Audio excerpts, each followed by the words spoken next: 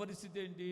నిజంగా వాళ్ళ పరిస్థితి వ్యసనాల ద్వారా వాళ్ళ ప్రాణం నీరైపోతున్నట్లుగానే వాళ్ళకున్న వ్యసనాలు వాళ్ళవైతే మనలో ఉన్న వ్యసనాలు మనవి.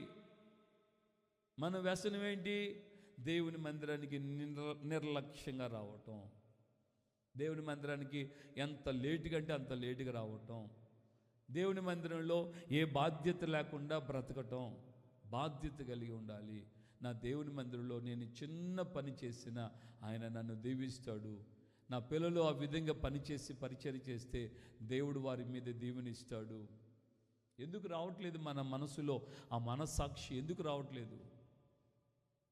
దేవుని సేవకుడిగా నేను ఎన్నో పర్యాయాలు మీతో చెప్పాను కదా, దేవుని యొక్క సన్నిధిలో నేను పరిచర్య చేసే ఈరోజు ఇక్కడ నిలబడి ఉన్నాను.